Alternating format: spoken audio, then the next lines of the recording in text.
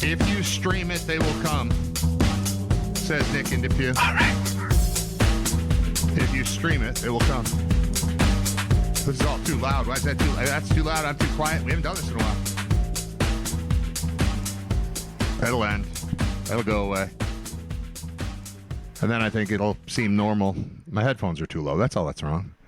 All right. It's a lot of like equipment stuff that I don't remember how to do because I haven't done this in a while. This is technically episode 300 of Riter Radio. I decided to do it about 15 minutes ago is when I figured we'll just stream it. Because what's happening... Hi, Scott Wilson. Scott Wilson's here. Hey, Scott. Hey, how's it going? That's great. How are you? Good. Good. I'm just explaining the situation, which I was explaining to you. What's funny is I called you, and you answered the phone in a funny way, and then I was like, just so you know, I'm already streaming. You're like, oh, come on. But the reality is you were not on, but I was. My microphone was up, so anything I said to Scott at the beginning already happened, but I don't think I said anything too terrible, so it's fine. Here's the deal. Scott and I, football season's here, or coming, and Scott and I do a UB football podcast on a weekly basis, and today is the first day we're recording that. Rather than just sit and record an audio version of that, I figured I'd fire up the live stream, call it episode 300. It's not going to be a ton of, I don't know, the goofy crap that we typically do on here. The reality is you're here for a live viewing or listening of the recording of the UB football podcast, which will be the main chunk that's going on here. This is made possible by the fact that I'm not on GR at 1 today. I'm on GR at 3 today. So I'm filling in for Shope and the Bulldog along with Owen Parker, Bulldog's kid, from 3 to 7. But that allowed me to sit and do this today with Scott. I think we're going to have Pete Lembo on the show, which will be pretty cool. Because football is here. So that's the main goal. But Scott, I'd like to say hello to you informally before we get into the, like, we're so serious when we do UB football. We don't have to be as serious in this moment. So how has your life been for the last couple of months when we've not been talking? Because I got very used to talking to you twice a week. Let me throw this out there. At some point soon, the radio gig is going to solidify because it's still kind of, things are in flux. There's still debate as to whether WGR is going to be the home of the Sabres. And if the Sabres exist, then the Sabres Live show exists. And right now, we don't know exactly if you've been following along with what's going on GR. I'm on a lot with Tim Graham when he's available. And we've been on 1 to 3, but we might be on earlier, or we might be on later, or we might be on longer, or we might be on together. We might be on separate. I don't know.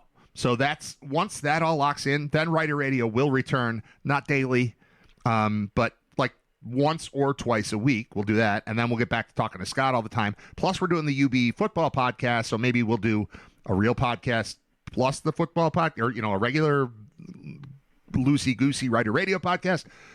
I don't know. But I'm trying to keep people informed as to what's up. So how are you, Scott? I'll stop talking now.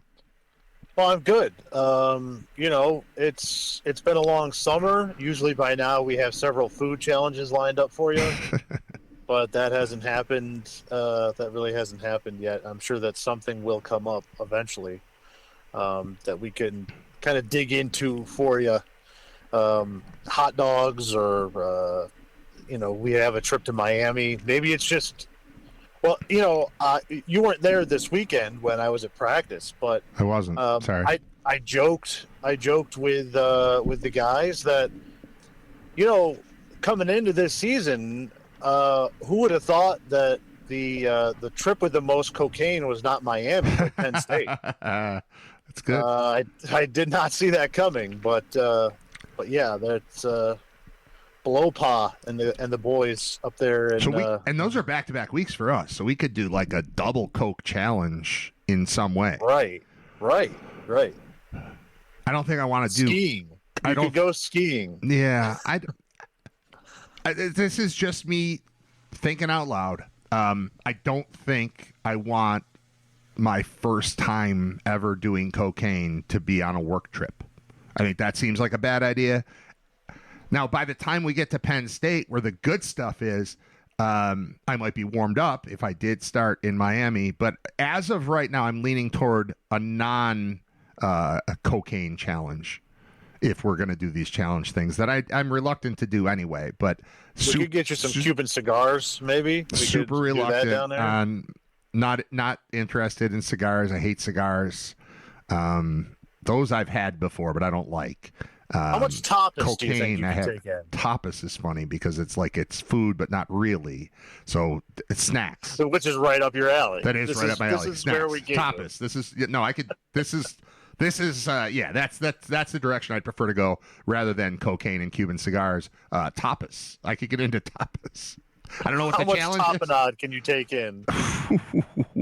I don't know, but I'm interested. Mark me down as maybe on that. Mark me no on the Coke in Miami or State College, and then no on the Cuban cigars or any cigars for that matter. I don't want to snort anything or smoke anything, but eating. I mean, I do that anyway, so I'm interested. We could have a discussion about it. We don't have to solve this right now, but I'm in. I'm not in. I'm in for the discussion. You're in. No, you said it. Done. I'm in for the discussion. Cocaine and tapas. Here we go. Nope. Definitely not what I said. Let's go. Definitely not what I said. Let's go. Nah. You, me, Pitbull, cocaine, tapas. Pitbull. We're in Pitbull Stadium, Fireball. right? Fireball. Yes, yeah, it'll be Pitbull Stadium. That's fun. So it's up to you. At any point, we're going to flip to super formal version of us and do the UB football podcast. But anything else that you would like to talk about right now is the time to do that. We can lay out a little here and relax and do whatever we want, and then we'll get all official in a little bit. But anything else that you would like to discuss, now is the time. I'm trying to think of the last time we spoke on the podcast here, and it's been. I'm just going through my summer. I went to the World Cup, saw the World Cup game. That was fun. Okay. Went to see Jay-Z. Oh my God! Yeah, maybe that Yankee Stadium. Maybe that is a thing we should talk about. Did we talk? I don't think we've. This is tough. We briefly touched about it on GR. Oh, that's right. You're on GR. Okay, I was gonna say it's tough because we talk off the air, and then it kind of blend because it's kind of the same thing. We're pretty casual with what we throw around, so I lose track of what was broadcast and what was not, and I forgot that you were on GR with me too. So okay. Yeah, and besides that, it's just kind of trying to survive till the next football season. Yeah, and we're finally back. Yeah, close enough. Somebody brought up that the Bills don't play for 3 weeks, and that's throwing me off because there's going to be a preseason game this week, and then UB is next week, and then UB again before the Bills play. So we'll have it's here. It's here for us. It's not here for the Bills yet. Right. But no. Here we are. Today was college the day. Football. Yeah. Week 0 is this weekend. Yeah, this is week 0. There will be college football played on every Saturday from now until next January. So we have arrived at a beautiful moment in time where football is finally coming back. Real football that means something, not just preseason. Right. I will say, preseason this year feels a little bit. I don't know. It feels like it's lacking more than usual. I don't know if that makes sense. It seems to be like, to me, when we were growing up, there were 4 preseason games, and then it was like 1 quarter, 2 quarter, 3 quarters don't play for your starters. Right. And here we are through 2 games now, and most of the games that I've watched, the starters do not even play in the second. Right. Yeah, there's no rhythm to it anymore. There used to be a pattern, and it's gone. Yeah. And, I think what we've seen over the last 2 to 3 years, especially since they've gone to the 3 games and everything has kind of changed, is that now the real preseason is the first 4 weeks of the season. Yeah. Like college. You don't really know who's got what until October, because no one's really doing anything on purpose yet. Everyone is so afraid to put a guy out there and get him hurt when it's not a game that matters, or if it's not a practice specifically prepping for a game that I don't know. It's very hard for me to understand how you can get better at a sport without participating in the sport. Right. They got to get out there and they got to play. These guys got to play, and I don't know. It's just a different feeling this year in preseason. They're playing even the starters across the league are playing even less than normal. And then I think that it deserves to be a shout out that the 49ers they got some wild stuff going on. I know we talked about the electrical substation being close by to their practice field, and then them having the largest amount of soft tissue injuries and scientific studies and stuff like that. Right. It's possible that it's also affecting brain damage. Yeah, well, that's brain and soft tissue. Right. So you've got the coach out there getting in accidents, getting in car accidents. You've got your owner out in the middle of, the owner went to a section of Ohio that even you and I haven't been to. Which is weird because we've been to all of it. Which is weird because we've been to all of it. Yeah. We've been to everywhere in that state, and even we have not been to East Palestine trailer parks. And to get $140 worth of Happy Time. What do you think you get for $140? In East Palestine, whatever you want. Okay. I would assume that you're at least getting a half and half out of that. It's a decent. I mean, that's a decent amount. It's a decent rate. Park. Yeah, I mean that's. Yeah. I mean, you'd think that's $40-$50. Well, I think about get whatever you want. My kid won our NCAA pool, and he was 11, and he got like $400. I was just like, that's like $1 million to an 11-year-old. That's like right. That's like 3 trips to East Palestine. Right. So what is $140 to an East Palestine trailer park whore? $140 is a lot of money, I would think. Yeah, it's a lot of meth. Well, here's the thing. I don't know how much. Here's the thing. It wasn't real. It was a cop sting. Right. So I think that plays into it too. The price might be off. Right. So I think the price is off that way. Combine that with whatever picture they were using was probably just a regular, like a regular person. Girl. Yeah. Right. Not like a trailer park meth whore. Oh, that's right. So Judd York is thinking he's getting the deal of a century. Right. And then he doesn't get that, and instead gets his mugshot, and then gets talked about on podcasts. Right. That now, sucks. here's another interesting element to this. Yeah. Is he's in the middle of a divorce. Oh, that's good. That's helpful. He filed for divorce in May. Obviously, there's a lot of money involved, so it's not like this is an open and shut thing. I'd be very interested to see. Technically, they are still married. Oh. And I would assume that there's prenups involved. Oh, this could hurt. How does this get classified? Because was he guilty of soliciting a prostitute? Yes. He didn't actually consummate the relationship. He didn't actually, right. Mm-hmm. So legally, if you have a prenup with any type of infidelity clause in there, how does that work? How does that get sorted out? That's a great point. Maybe I probably should text the great Ray Walter. He would probably know, or at least be able to point me in the right direction. He's not allowed to give legal advice anymore, but I think maybe he could answer a couple questions about this. This wouldn't be legal advice. It's just like, hey, I'm wondering. I'm not saying anything. I'm saying we do have 3 road games in the state of Ohio. Right. And we're both married. Yeah. This could be something to get out in front of, so that we know what's going on. Yeah. You want to know? I want to know what's going on. Right. It's better off knowing. That's right. You sent me a text, and it was one of your better lines recently with regard to Jed York and his purchasing power. Do you recall what you texted me? Because I don't want to take your joke because it was good. It was food related. Yeah. Yeah, he's a billionaire. You'd think that he can go out and, go out and have top of the line primo. And I said, can he go out and buy prime rib? Yes. Sometimes Taco Bell just hits the spot.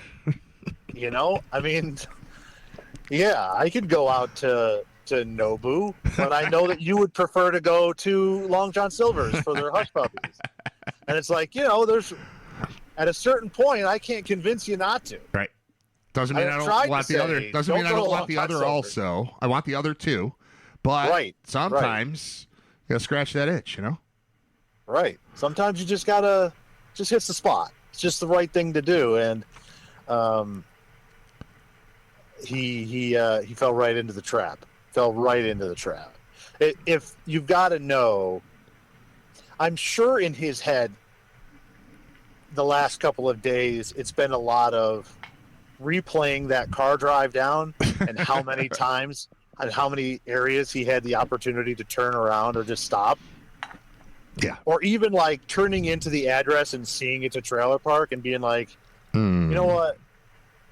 I'm just gonna call an audible on this, and I'm just gonna take care of this situation myself. Yeah. Put the thing in reverse. Yeah. But he's like, no, you know what I'm doing? Getting Long John Silver's. Yeah. I don't care what it costs. Need them hush puppies. It's not even about. Yeah, it's not about the cost. It's about the. Yeah. It's a bad decision. It was a bad decision. It's all right. It's a bad decision that he's rich enough that it will have absolutely no impact. No, it'll go away. And I also like the pleading no contest, which, for those of you unfamiliar with no contest, that is, I'm not admitting I did it, but feel free I'm not admitting I didn't do it. But feel free to punish me exactly as you would if I did it. So It's like, I didn't say I did it. I just said, no, I don't want to deal with it. And when you've got that kind of money, that probably makes sense. He's like, would you rather go through a trial on this and have to come back to East Palestine, Ohio?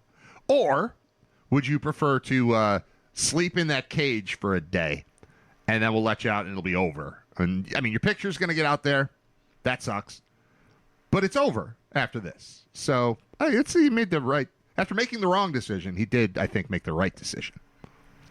Right. Yeah. Yeah. That's no contest is basically, I'm not saying I did this. I'm also not saying I didn't do this. Yeah. I'd prefer not to talk about it. No contest. No contest is no interest in talking about this anymore. That's what no contest means. It's no comment. Yeah. Right. Take the fifth. All right. Anything else before we do the full-on formal UB podcast? We're going to be super serious for that. You guys know this, right? Those of you listening, watching, streaming, etc. You know that. Is there anything else that has to happen here? I know. I'm throwing this at you, Scott. It's a decision I made on the fly to turn this into a regular what? podcast. I do have one thing written down from several months ago, and it was, I think, this is completely random. It's fine. But I think that the best product placement of anything in the world is the fact that they put back pain medication and back pain things on the bottom shelf. And it's like a self-fulfilling, like it's a circular thing that, do you have back pain? Yes. Would you like to treat it? Yes. I'm going to make you come down here and get it to make sure you have more back pain so that you have to come back and keep using my product. It's like when they put the sugary cereals down at kids' eye level. Yeah. It's along those lines. Like, if you want icy hot, you better be ready to go down and get it. And it's just, I think it's brilliant. It's tough because, I mean, obviously, this is exactly what you're saying, but I want it really, really bad. Do I want it badly enough to go down there to get it and put myself in the pain that necessitates me buying the product? Once I'm down there, I'm for sure getting it. But the decision you have to make is like, do I need it that bad? And if it is, yes, I need it that bad, that means I really don't want to go get it. So I don't know if that's good or bad product placement. Is that a good or bad idea? From a marketing I think it's standpoint? good because it exacerbates the pain. Well, once you're down You know there, what I mean? you're It puts buying. you in a cycle of I need it, and then you run out and you're like, oh, my back hurts again, and then it's in a position where it's forcing you to hurt your back again. And then you so that need more. So now you buy have to two. Right. Maybe. How does that compare to WNBA brought to you by Tampax? That was real, well, right? Listen, that was real. That was you watching was TV real. and you took a picture of the TV and sent it to me. That was not some AI generated BS. No, that was. Caitlin that's Clark knowing your with the audience, ball. I guess. You know. Yeah. Well, sure. Yeah. I mean, that was on the floor of the. It's on the court of Toronto's new team. Right. So the way I see it, that is, Tampax has a meeting every month of the year. There's a board meeting for Tampax, and they're like, we got to get into this sports game. It's huge. It's where everybody who's anybody is advertising with the NBA or with the NFL or with college football or with college basketball or with Major League Baseball or with the NHL. Like, we got to get in the game. And there's like, I don't know. I don't see a fit. Like, I can't find a spot for us. And then eventually it's like, how about women's basketball in Canada? Yep. Put Tampax on the floor. So there's Caitlin Clark holding the ball, and right behind her is just giant letters. It's just Tampax in front of the scorer's table. Pretty great. Yeah, I mean, again, I think it's smart. You know, you can't really put it on, like, the other big women's sport in our country would be soccer, and I guess you could put it on the jersey. Yeah, but it's not enough. But right, you don't see it as much from the main camera angle. Yeah, doesn't pop on you can't just TV. write it on the field. No, in soccer, so it's become I guess you could put it on the boards around the outside of the field. No, this is right. This was a bold, intelligent move by the Tampax Corporation. Love it. Yeah. All right, you want to do our serious thing, or you got something else? I'm not. Sure. I hate to put you on the spot like this. That's it. You're pretty good. That's all I got. So I don't. As of right now, I don't. My think life has become the season. So yeah, I've been isolated here for the last week and a half or so. You know what my life has become?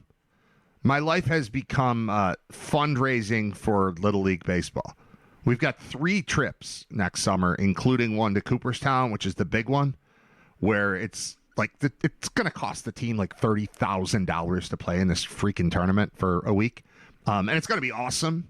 But all I do now is sell fundraising things. Like right now, I've got Cooperstown fundraiser, drinks and cooler totaling over $600, assorted beers, beer, seltzers, and cooler. $10 for a ticket, $20 for 3 tickets, and I'm holding a stack. Look at this stack. Where's my camera? Look at this stack of. They're green, so they're not showing up. I don't know. I got like 40 of these stupid things to sell, and they're just sitting here. That's my life, is raising money for baseball next year. Pretty cool. A lot of fun. That's a massive trip. It sucks. That is a massive trip. I haven't dealt with that yet, but my youngest, who plays soccer, is in an organization where some of the older kids this summer went on a trip to Spain. Jesus. For a week and played in a tournament there in Spain, and there was a lot of fundraising around that. I would imagine, yeah. Defer as much of the cost as possible. So, we're not there yet, but it sucks. It's in my future. It's terrible. And I know it sucks. It's the worst. Just constantly begging for money. Always. It sucks. All right. Speaking of begging for money, can we get a billionaire to take over the UB program? Because we got a lot of stuff to discuss with regard to the landscape of college football. As we begin the formal portion of the podcast, this is no longer, it's part of Riter Radio, episode 300. This is a very uncelebrated milestone here. I didn't realize we were sitting on 299, but when I turned the stuff on, that was the number I had to go to. So we're at 300. This is the portion this is the mandatory portion. It'll be good too. We'll just be less silly, I would think. Are you ready, Scott, to do this? We don't have a sponsor for it yet, but in the future we probably will. We'll be fine. Sponsored by us. Sponsored by us. Sponsored by Cooperstown. All right.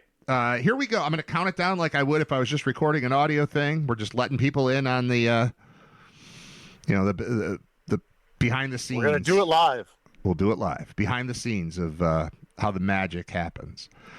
So I'm going to count it backward. I'm going to do it just like it was regular audio. And I'm going to say, here comes the UB Football Podcast in 3, 2, 1. What's up, UB Football Podcast? Back for another year. 2026 season upon us. I'm Brad Riter. Scott Wilson is here to get set for the season, which begins next week. And we'll do one leading right up to the game as well, as the Bulls will host Albany next Thursday. But for now, let's talk full season, full off season, full everything, full college football. And Scott Wilson's the best guy I know to do that. So welcome to the UB Football Podcast for the 45th year in a row or something. Hi, Scott. Hey, what's up? Yeah, thank God we're back. Thank God football is back. We made it through almost here through another off season and got another exciting season of college football in general, but certainly for UB. All right. So what are you thinking about as we're on the precipice of this thing getting rolling? To me, the main story is people ask me all off season. They ask you all off season, how's the team going to be? And more than ever, I have to just throw my hands in the air, shrug my shoulders, and go, I don't know. I trust Pete Lembo to navigate the ever-changing world of college football. So I like that we've got that part covered. But other than that, they were picked, sixth in the coaches poll in the MAC, like middle of the pack. What do we know? What do we believe? Where are we as we head into week one? I have no idea. Perfect. All right. That'll do it for the UB football podcast. And that's not just I think the fun thing for this season is, and we've texted a little bit about it in the group chat here, the broadcast crew and John Fuller, which is the Bulls had a large exodus in the transfer portal. They had a lot of guys get paid a lot of money to go to big-time Power 4 schools. And that stinks. I think the fun part of that is so did everyone else in the conference. Everybody is playing on a really level playing field. I think Miami right now has more money than everybody else. And they have used that really more to retain players than to go out and purchase players. So by and large, across the conference, everybody is in the exact same boat. Last year, I felt pretty good about who the top 4 to 5 teams would be, and that's exactly who they were. I don't feel that way now. I think Miami is probably the favorite coming into the season, but there is so much uncertainty that I think that makes this season really, really fun. You don't know what's going to happen this year. There is no real put it in stone prohibitive favorite, which means everybody is there. And the thing that I said in our group chat was, so much uncertainty that I think that makes this season really, really fun. I fear nobody. You don't know what's going to happen this year. As far as everybody else in the conference, I'm terrified of everybody. I could be wrong about that. Maybe there will be somebody that emerges, but I don't think any team should fear anybody else, and I think everybody should feel terrified going into every single game this year because you really don't know. There's very few teams. Eastern Michigan is really the only team returning a significant amount of their roster. There's a lot of turnover at the quarterback position. Eastern, again, the only team really that returns a quarterback of any note besides Western Michigan. So, there's a lot of uncertainty there. And there could be a lot of teams, and I think eventually we'll see some really good teams emerge. We just don't know who they are yet, and I think that's the fun part. And I think the Bulls have certainly put themselves in a position and have a coaching staff to be one of the teams out near the top of the conference. So it's all open. It's wide open. And I think the Bulls have put themselves in a position to be one of the teams where you're kind of shrugging your shoulders saying, I don't know yet. But I think from what we've seen that they have the ability and the coach to get the most out of the team that they can. Yeah, the coach thing, I liked the hire when it happened. I love it even more as the world is just spinning in college football, and knowing that you've got a guy who's been through enough and has been around enough and isn't going to panic about it. Sure, he's dealing with it the same way everybody else is, but the confidence I have in the program is centered around the fact that I think they made a really good hire a few years ago, and that's the guy that's steering the ship through really uncharted waters. Right, and this is the largest exodus of Bulls ever in the transfer portal. They were all big names. They were all big performers for the Bulls. Poyser, the defensive tackle, was a star last year, and he's getting paid a boatload of money for Wisconsin. You lost McMillan. Your top wide receiver goes to Kansas with a coaching staff that he's familiar with down there in Coach Leipold. You lost NC State, bringing in Victor Snow as a slot guy down there in the ACC. They're all getting paid big-time money. So, I mean, this is kind of uncharted territory for the program in general. And then you throw on top of that the fact that the Bulls will have a new offensive coordinator, bringing in the quarterback's coach from Florida State, and then a new defensive coordinator. What was an internal hire, an internal elevation, promotion. So there's at least some kind of familiarity, some type of basis continuity. Continuity of what we're going to see on defense. I think the offense is going to be a completely different thing, and led by a new quarterback. And they're going to have, still a lot of similar names that we're used to out wide in the wide receiver game and in the running back room, but a lot of new guys up front. So there's still a lot, from what I've seen in practice, as always, whatever this is, the 30th year in a row that we've done this, the defense is ahead of the offense right now. I think it's that way across football in general.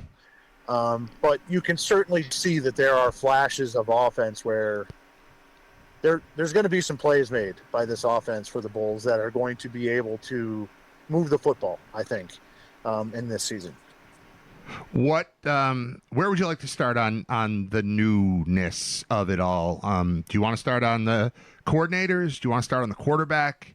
Do you want to start on how you deal with your two top receivers disappearing? Guys that would have been, obviously all MAC candidates that are just not here anymore. Where would you like to begin in our assessment and analysis of where we are right now? Well, we can start on offense. There's going to be a new system. I think it's going to be simpler and quicker to execute. And I think that favors kind of the situation that the Bulls will have at quarterback, which is they're bringing in a guy from Division II that is experienced but has never played here. And they also have Jason Wright and, Karan McNeil, who is a true freshman, and Jason Wright, who is in his second season, but, learning a new offense for the first time. So I think a guy that comes in and is able to simplify it for everybody, I think it just allows your quarterback to have, especially younger or newer guys, to be able to process things quicker, make decisions quicker, more decisive, and that can help the offense. Maybe I think we can hope that there's a bit of addition by subtraction in that the quarterback position last year was like 14 turnovers. Yeah, it was a problem. And it was a big, big problem for the team last year. It's one of the main reasons why they did not play in a bowl game last year, let alone compete for the championship with all the talent that they had on the team. So I think to simplify it and allow your quarterback to just kind of play more instinctually and get the ball out of his hands, I think that's going to benefit them in a big way. Can they find the pieces? They lost some big names up front, whether through the portal or the graduation, the big guys up front. I think they feel really comfortable about two of those guys. And this camp, it's been a competition to fill in the other three, to figure out who their best is at each of those other positions. They've got versatility up front. I know that. We've seen that. The guys on the interior of the line can all kind of play all those positions. The tackles can go right to left. So they've got some versatility. They just have to. They've been trying to work out here in fall camp exactly what their best five at what position will be. I think they'll get there. I think they'll figure it out. I just think right now, for those of us trying to talk about where they are, I think it's a bit of a question mark. And running back, they're stacked. They do lose Sperling. They do lose Alj Henderson, but they still have a really nice crew out there. Terrence Shelton is out there. Messiah Birch is out there. James McNeil is out there. They're loaded in that running back room. They can throw four guys on the field. Nino Hill is another guy, a big bruiser. They can throw four guys on the field, and you can feel pretty good about it. They can throw two backs on the field, and you can feel pretty good about the fact that both those guys are really, really dangerous. And out wide, Gathings is back. He's a preseason All-MAC player. He had a big year last year. I think that he's going to be number one. Clack's got a lot of playing time. We said his name a bunch. He'll probably be operating in the slot. Chance Morrow is a guy that had a couple of big games last year, and he's got the size for sure. We've just kind of been waiting for him to explode on the scene. He's going to get his opportunity here this year. And then there's a lot of new guys that are coming in. Dwayne Early is a guy that could burst on the scene and show what we've kind of been talking about since he came out of high school. There's transfers that come in. The guy from East Stroudsburg, whose name escapes me, has had a really good camp. He's been banged up a little bit here recently, but had a really good camp. So they're going to have options outside. We just haven't seen them in the full-time roles yet, and they're going to have to step up. Jalen Andrews really is the name you're looking for there. Yeah, Jalen Andrews. And really on both sides of the ball, it's the guys that have been there with the team now for 2 to 3 years. They're going to have to step up. This is their time, and they're going to have to perform. And I think that's probably the biggest group of guys that will determine how this season goes. If they're a contender, we're going to see a lot of those guys be a big part of it. A name I've been hearing a lot of talk about coming out of camp is Clint Walker, the tight end. Yes. Yes. What do you know about him? I mean, 6'2", 242, but possibly a real option in the passing game. Right. Haven't really used tight ends for a while now, and I think that he can catch and he can block. My big question coming into when I went to practice this weekend, I was like, all right, I had seen a lot of him kind of in the passing game, and he looked great. And my thought was, can this guy block? And they had him on the end of the line a lot, and he thumped. He is not afraid to stick his face on a guy and block. I think he's a real weapon that they're going to be able to utilize and kind of unlock some things that we haven't seen the Bulls really do a lot of this year or over the past 5-6 years, which is utilize that tight end. We're not just splitting him out wide to try and get a guy out of the box. He's going to be a legitimate threat out there. So they're going to be able to move him around and use him a lot. And I know there's always pro scouts at UB practice. I know for a fact when I went on Saturday that there were two teams there, and one of the names that came up consistently with both of them was Clint Walker. So he is already getting noticed from other places outside, and he had a pretty good career coming up from, I think it was D2, from wherever he was coming from. I don't have it in front of me here, but Davenport, right? He could be really the gem that they were able to find to try and unlock that offense and find, again, having a guy over the middle of the field that's going to keep guys honest is not something that they've really had. No. Anytime that they've had that, it's been snow on like drag routes or crossing routes.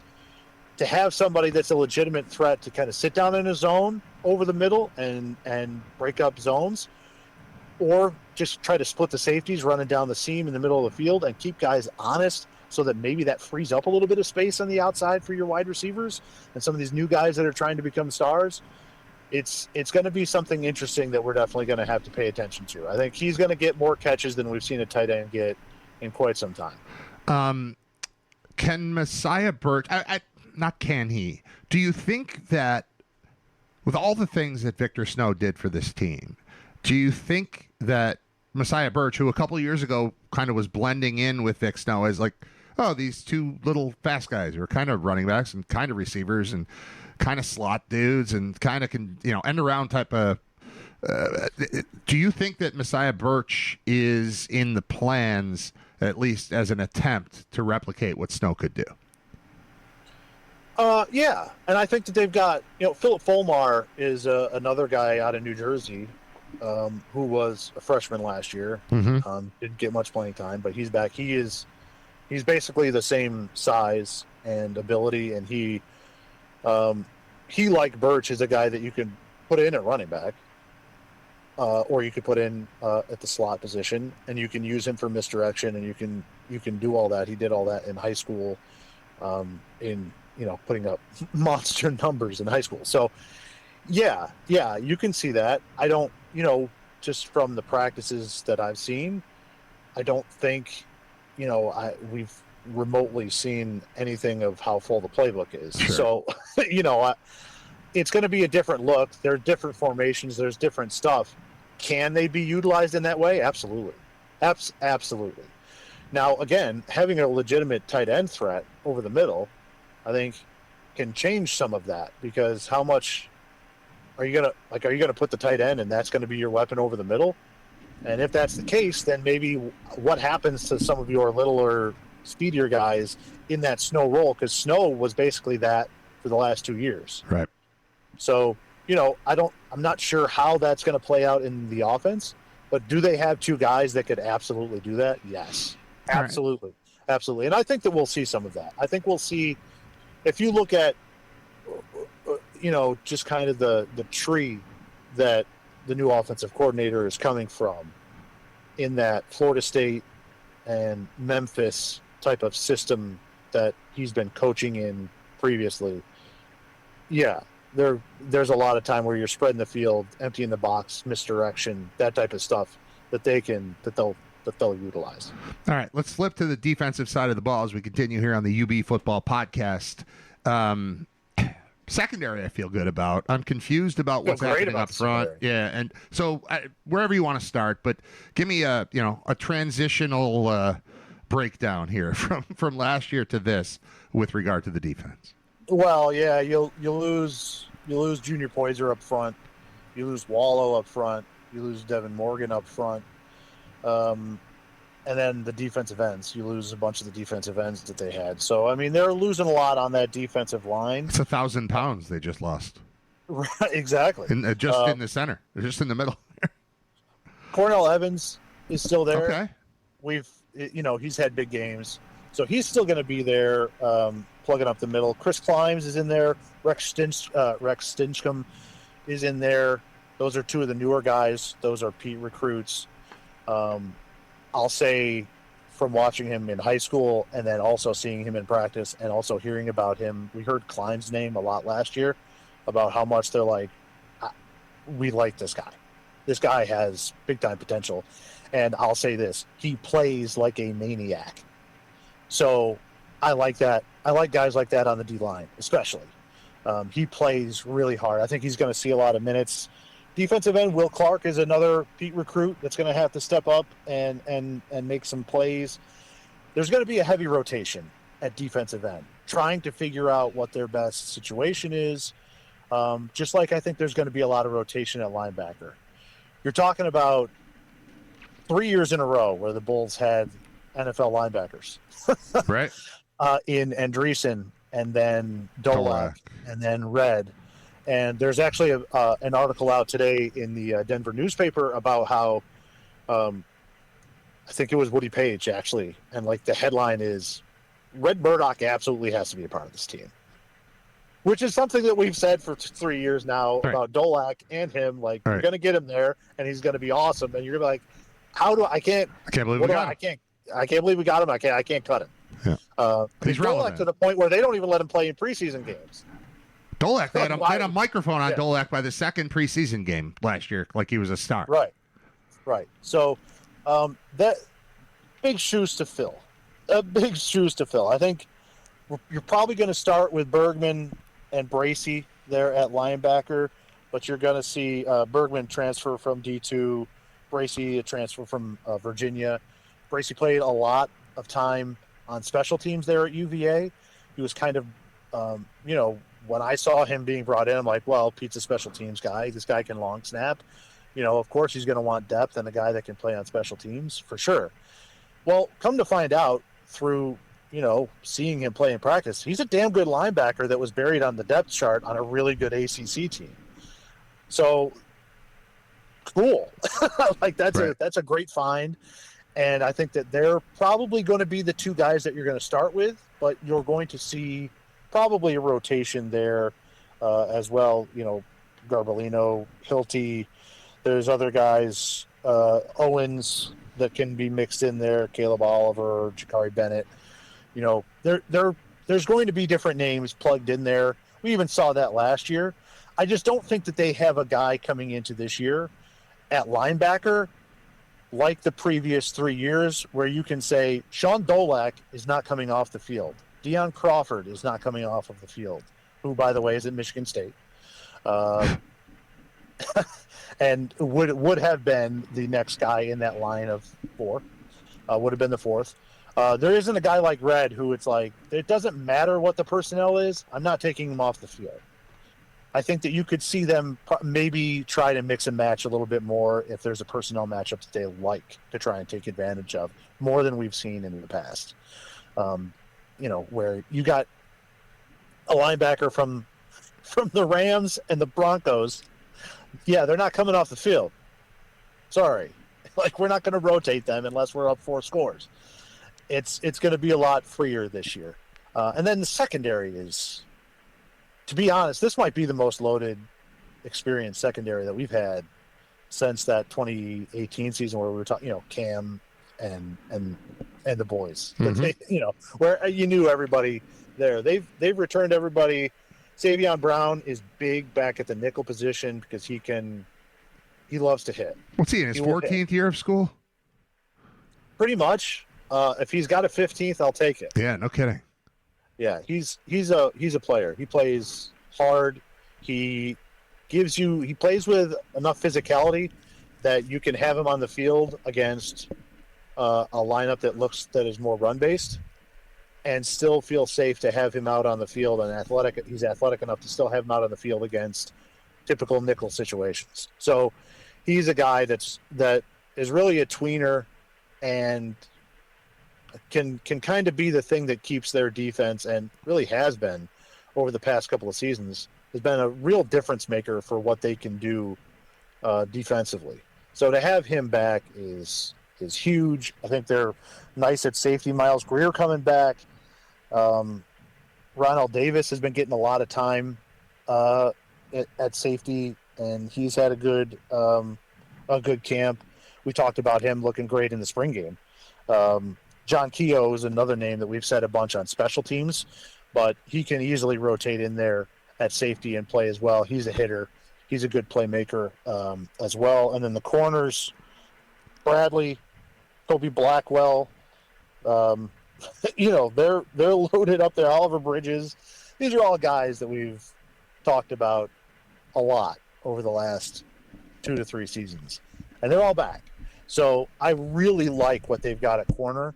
They've got experience at nickel. They've got some playmakers back at safety. Can they get some pressure on the quarterback? If they can, this defense is going to be really, really good. If they can't, they're going to be putting a lot of pressure on their secondary to make plays. Luckily for the Bulls, they've got all those guys that can do that. Yeah. It's just going to have to be a different way than what they've been usually doing it. There's just a lot of unknown up front on that defensive line. I think everything else I love on that defense. And plus, you're going to get, with a new defensive coordinator, yes, they are playing a very similar system, and everybody is kind of clued into what they're doing there.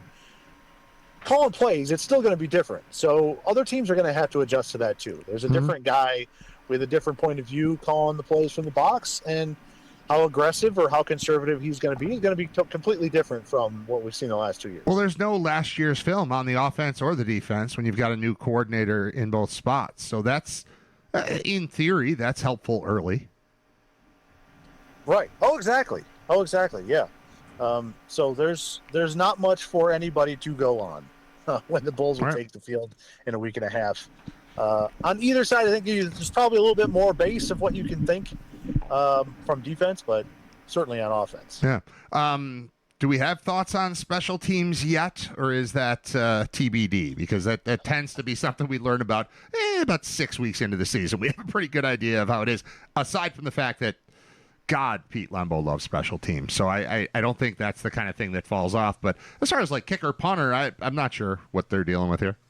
I think Stump is going to be the punter. They have not decided on a kicker yet. That competition's still undergoing. So they've got good choices.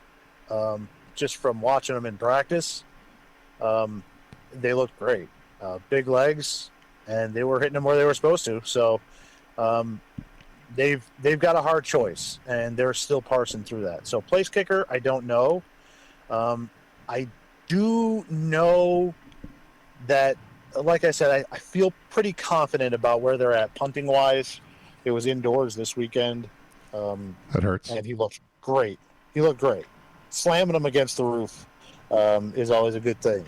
And you know, when the ball hits the roof 25 yards past the line of scrimmage and it's still going up, that's good. That's good. That's a good sign. kick. Good sign. Yeah. So, yeah, if there's anybody that I trust with making sure that the special teams will be straightened out. He cares a lot about special teams. He's really into it.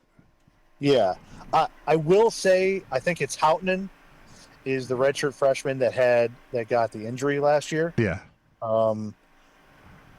I think they didn't do any because they were inside. They didn't do any actual kickoffs.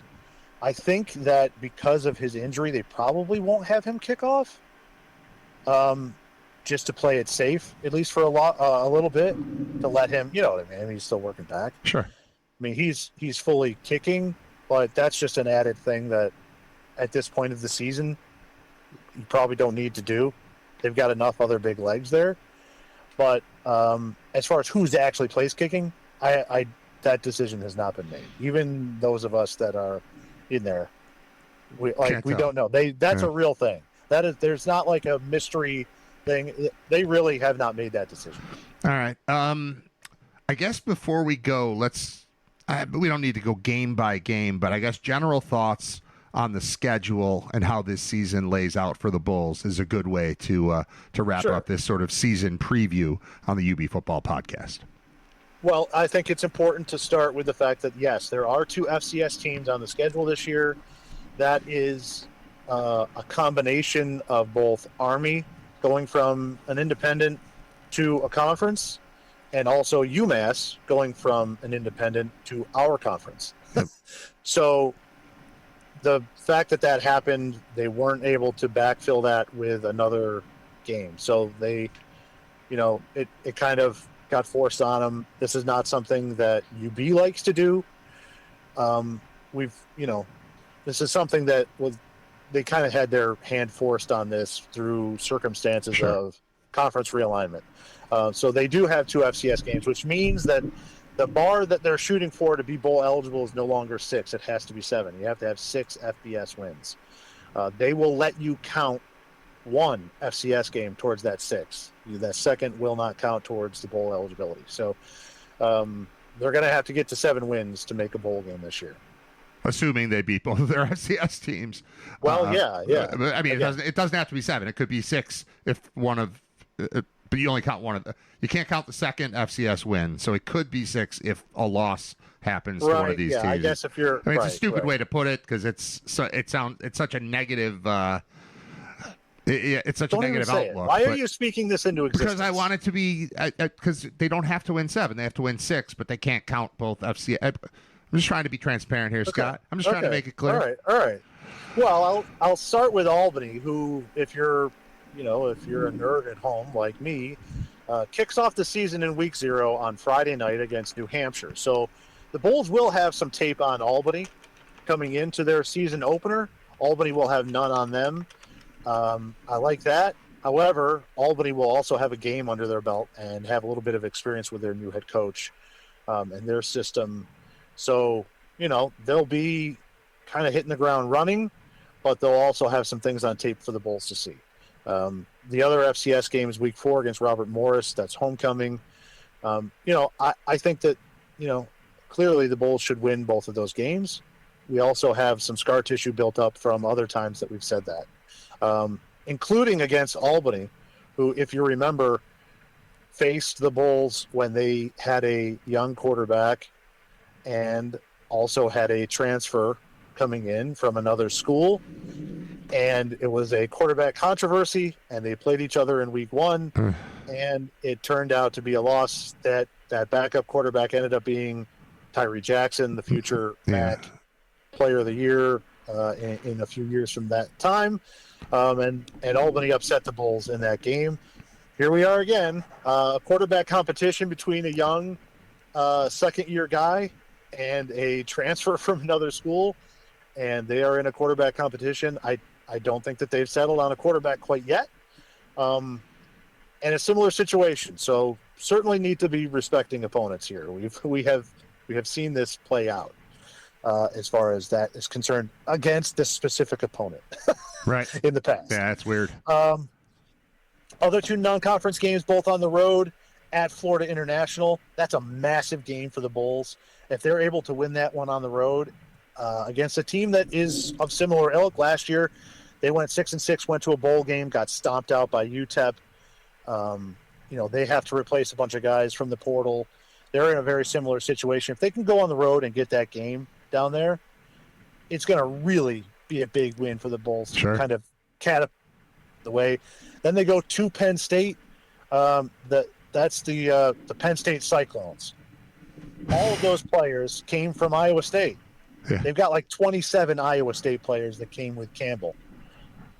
It's going to be, as far as systems that they're using, there will be some continuity for those players, so it won't be like a totally new head coach in there, because a lot of those players have been coached by him. They know what's to be expected and what they're doing.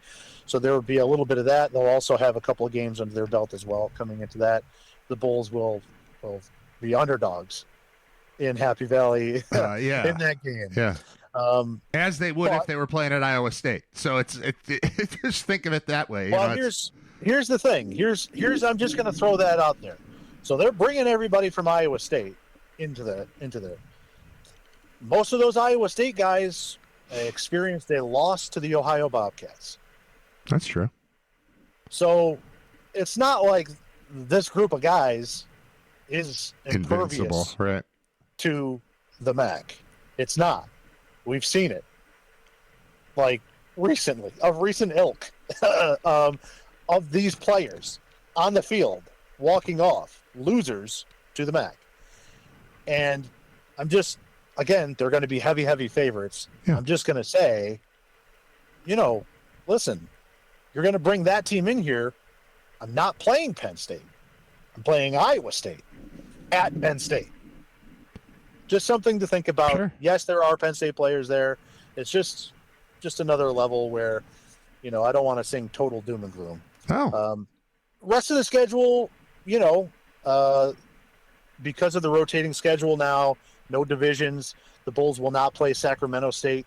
They will not play Kent State. They will not play Eastern Michigan, and they miss Ohio.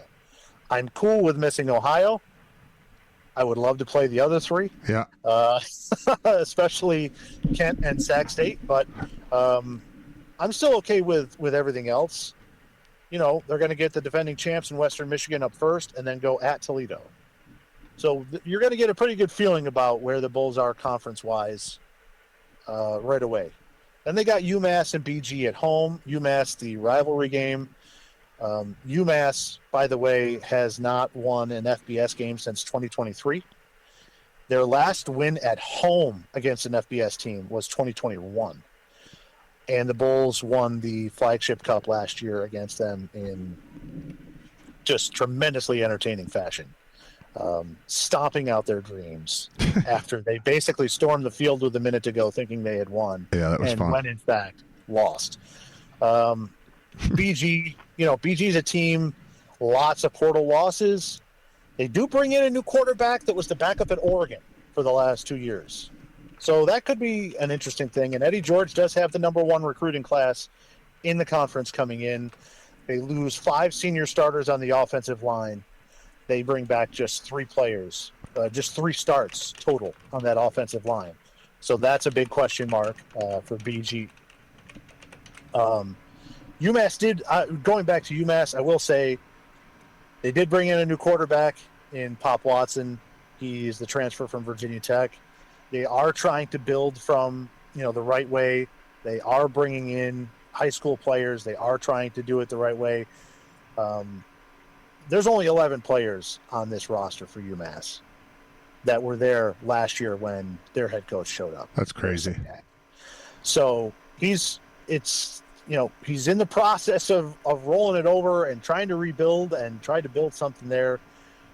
How they're going to get there, not quite sure if they're going to be able to do it this year. There was Pop Watson in the spring game took the microphone and told everybody there that UMass is going to, quote, F the MAC.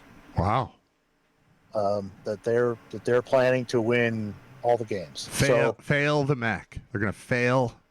Yes. In the MAC. There's an awful lot of talk coming out of there. We'll see if it actually materializes into to anything. We're going at Toledo. They get the benefit of the doubt because they're Toledo. They've been good for so long, but they had their best coach in program history. They had for several years now what is widely considered to be the most talent in the conference on their roster. And for 4 of the last 5 years, they have lost at least 5 games. So now they're going to lose all their players, all of their starters basically, to UConn, where Coach Candle went. They bring in a new coach, which I like, coming in from Mercer. Brought a lot of his guys from Mercer with him. But if they've consistently had the best roster and still continuously lose five games a year, and now they're going to lose all their starters, they've got quarterbacks quarterback questions, new coaches for the first time in like a decade. I don't know. 36 new transfers in. I don't know what they are. Like, yeah, I can respect what their program has done in the past. I don't know what this version is going to do. Sure. And it's that way really across the board. Miami, as I mentioned earlier, they're bringing the most back. They've got an interesting non-conference schedule. They're playing at Pitt week 1. That's something. That's a game for Pitt that they hate is on their schedule. Right. They've got UConn and they've got Cincinnati in a rivalry game. So Miami could do some early season damage here if they're able to kind of put it together. The quarterback that really gave the Bulls fits last year in Gotkowski is out for the year. So they have a new starting quarterback. It's a transfer from Kansas in McComb. He was a backup there, but still had some arm talent. Not really sure what we're going to be able to see out of their offense, but they're bringing back enough players on both sides of the ball that they're probably going to be the favorite. And that game is in November on the road. That's a tough place to play. At Ball State, they might have the most fun quarterback story. Yeah, let's talk about him. Just broke this week. Keldrick Luster. What they list him at 5'10", 250? Right, but that can't be true. Right. They normally give him an extra inch. It's got to be 5'9", 270, right? He's a little fat guy. Probably. It's going to be awesome. Yeah, a transfer from SMU and Texas State.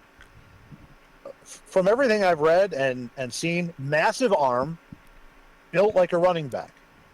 So you're going to see him run a lot. I do like Mike Golick Jr. Gave him a nickname of Beef Stroganoff. Deep Stroganoff? Beef. Oh, Beef Stroganoff. All right. Beef Stroganoff, because he's 250. I like it. He's at least 250. Yeah. That's pretty good. So how Ball State was able to win games last year or stay in games was defensively. They lost basically all the guys on defense, but they brought in good talent on offense. So I think they're going to probably try to go through a different formula this year. They're going to hope for more on the offense. They're going to run the quarterback probably a lot more and try to get by with a less experienced defense. They do have all new wide receivers, but 44 starts on offense they're bringing back overall is pretty good for this conference. Yeah. Central Michigan, a team that is going to move. We saw last year they were just trying to piece it together, and they went heavy power run, except for one game against a team that could actually stop the run game, UB, and hit them with play action in the first half. And, you know, it felt like an air raid on them out of nowhere, for completely breaking every tendency that Central had for the rest of the season. Yeah. And every game before that. And they're moving more to a power spread. So they're going to put more wide receivers on the field this year. It's what Drinkall, their head coach from last year, new coach, second year now. It's what he wanted to do last year, didn't have the personnel. They're switching to more of a power spread. So they're going to want to spread you out, but they want to power run the ball still. And they want to slam you with their quarterback, Flores, who was their big power running guy last year. Got hurt in the middle of the season for 4 or 5 games where they didn't really have him. But he was the guy that they brought in and just hammered gut teams with. Well, they're going to try and spread you out and do the same thing with him. It's less 2 tight ends, more 3 wide receiver looks, and try to power through with the quarterback. Last game of the year is at Akron. They lost 42 starts to the portal. They lose 6 offensive linemen. They bring in 8 transfers on that offensive line. New quarterback in Poffenbarger. There is a lot of history for the Bulls against this guy. They tried to bring him in after he left Albany. He goes down. Poffenbarger was the backup to Cam Ward down in Miami. Then left and went to North Texas, where he was the backup to Mestemaker, who is now the starting quarterback at Oklahoma State. Did Mestemaker and Poffenbarger? Yes, yeah. And That's stupid. You and I will remember him, and Paul filled me in on this, as the 3rd-string quarterback at Old Dominion who ran onto the field after the touchdown that would have tied the ball game. Oh. And picked up a 15-yard penalty that forced Old Dominion to go for 2 in the tie instead of from the 18-yard line. Yeah. And was basically the winning play for the Bulls in that game. So there is a little bit of history there. He can sling it. I mean, when he was leaving Albany, the Bulls were in on trying to bring him into Buffalo. He's, you don't get recruited, even if it's just a backup role, to go to Miami if you stink. He can throw it. And he's going to be with Joe Moorhead, a really good offensive coach. And then on top of that, Akron, and I looked this up, for the first time since 1981, Akron has a returning running back that ran for 1,000 yards. That's crazy. In Gant. So they have a little bit of running. I think the difference is, and, we've seen, even though the teams have been bad the last 3 years with Moorhead, he's been able to find wide receiver talent. Yep. It's been more about the offensive line and quarterback. And when Finley had time, he could throw the ball last year, the last 2 seasons, and they had enough talent. So I believe that they can find some talent on the outside, wide receiver-wise. And they've got a running back. Can they block? Because it's all new guys. They're on that offensive line for Akron. And, the defense returns some guys. They're going to be okay. It's going to be pretty similar to what we've seen, where, they've got a couple good linebackers. They've always, even when they've been bad, they've always had a couple of good linebackers or a defensive end. It's just they don't have enough everywhere. Right. They don't have enough depth. Or if one of them goes down, it's it. So Akron is going to be a tough test, and when you look at what happened last year with Akron, and coming into the season, I said Akron could be good last year. They didn't make a bowl game, but they were okay. This is going to be the first time in the last 2 years that they are not being penalized for their APR, which is their academics. And the penalties for APR are not that they were suffering last year, were not just that they were ineligible for a bowl game. They lost hours of practice. So they literally lost a day of practice as punishment. Yeah. So they had one less day of practice than the rest of the MAC. And I didn't know that last year. I only really found out about it this offseason. So they're going to get an extra day of practice back and can go to a bowl game and have some returning talent there. They got a good running back that ran for 1,000 yards and a good quarterback. So they could be pretty dangerous. They're going to be a tougher out than they have been the last 5 years. Respectability returns to Akron. That's right. And, fair. And, we haven't mentioned Sacramento State being in the MAC. Yeah. When can we go there? Well, not this year. I know. I would assume probably next year. So it's a great deal financially for the MAC.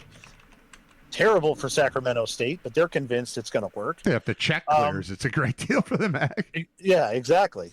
Sacramento State, I don't have very high hopes for this year, and it's got nothing to do with their team overall. Their team is built for play in the FCS. And the move that they made to the FBS came after the transfer portal closed and after the main signing period for freshmen. So their team is really built for the FCS. It's not really fair to judge where they're going to be as a program after this season. They did go out and get like 10, 11 guys from the JUCO ranks to try and bolster and bring up some of their depth, bring up some of their overall strength to compete at this level.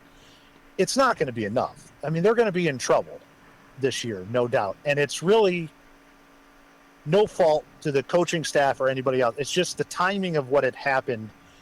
They're built to play in the Big West, not the MAC. So they're going to be up against it. I do like their coach, Alonzo Carter, and I think he's kind of sneaky because he's got deep roots in California. He was an assistant coach under Brett Brennan at San Jose State, so he knows how to find talent. He's got deep roots in the high school community there in that Northern California and Southern California area. He will eventually be able to recruit a little bit and find some of those gems like he did at San Jose State for Brett Brennan there where they had great success. It's just, it ain't going to be anytime soon. Like he's building this from less than zero. He's building this from a team that should not, like, there's usually a year to 2 year buffer before they make this move. Right. Yeah, they signed up. He's not getting this at all. Yeah. I'm looking at because I want to go there. I've never been to California my whole life. I've never been to California. So this is my meal ticket. At some point we get a game there. As of right now, UMass goes there, Ohio, Kent, and Toledo are all headed there this year. Maybe next year. Yeah, maybe next year. And just, a couple of the other teams that we don't play, Eastern has the most returning players in the MAC by a lot. Like they're top 20 in the country, and nobody else in the MAC is above 70. So they're way up there in returning players. I think one of the best things that I heard about this situation for Eastern is, right, they got the most returning players. Are they any good? Right. Are the players any good? That's going to be the question. They've got a little bit more depth than most of the rest of the MAC as far as experience is concerned. Can they turn the corner and do something with it? They do return a quarterback in Noah Kim that when he was healthy last year made them very competitive. Remember, they took the Bulls right down to the wire, and then a big late fumble in the game cost them that, or a late turnover there. The Bulls do not play Kent State. They have DeShields coming back, who, you and I left that game last year saying, I hate that this guy is on Kent. Right. He had a really good season last year. They also returned the best special teams player in the conference in Darelis Clark, probably also one of the best names in the country. For sure. He is a legitimate don't kick to this guy person. Clark single-handedly won them like a game last year in special teams. He's just that good.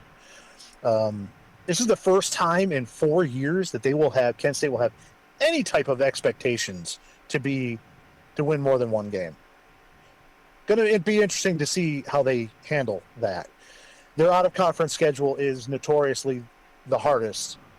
Well, they get annihilated in the early. league. Yeah. Right. They are going to South Carolina. They are going to Ohio State, and they are going to South Florida. That sounds terrible. And they will also, as you mentioned, have a game at Sacramento State later in the year. So their schedule will not be easy at all this year. And Ohio has their fourth head coach now in 5 years. Eventually, it has to affect them, right? You would think, yeah. I mean, right? Please, can it finally affect them? They did lose some guys to the portal. I think that they're going to be. It's an internal hire there for their new head coach, so it's still going to be the same thing. They're still going to run the ball. They're going to drain the clock, play good defense. They got Nick Poulos, who wasn't their starter last year. Obviously, the last two seasons they had Navarro, who was one of the best quarterbacks in the league. He's gone, but he did play a lot because Navarro had gotten banged up a couple of times over the last couple of years. So he does have experience and is in the same mold of quarterback that they've had. So it's going to, they're not going to change the formula. It's just going to be a matter of eventually attrition through losing coaches and turnover on the staff. It has to affect them eventually, we're hoping. Yeah. Otherwise, it's the same thing. We're seeing the same thing. They're going to lean in to try to play good defense, solid linebacker play, good safeties, and then running the football and running the clock. Well, at least we don't have to go there this year. So let's give it. Anytime we don't have to see that, I'm fine. Give it a little time off. All right, that'll do it for the UB Football Podcast, the Week 0 version. The Bulls don't play in Week 0. They play, as we're recording this, I've got a countdown on my screen, 9 days, 6 hours, 9 minutes, and 30 seconds until kickoff between the Bulls and the Albany Great Danes, Thursday, September 3rd, 7 p.m. Thank you, Scott Wilson. Appreciate your time, and we'll talk to you soon. Talk to you next week. All right, so we're done with the official part, and now I'm just going to wrap up the Riter Radio episode 300, and we'll make the middle portion of that the UB Football Podcast.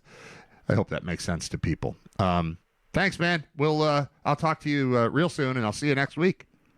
Yeah, next week we'll finally have a real game to talk about. Hell yeah, let's do it. Bye, Scott. Bye. All right, I'm going to hang up on Scott,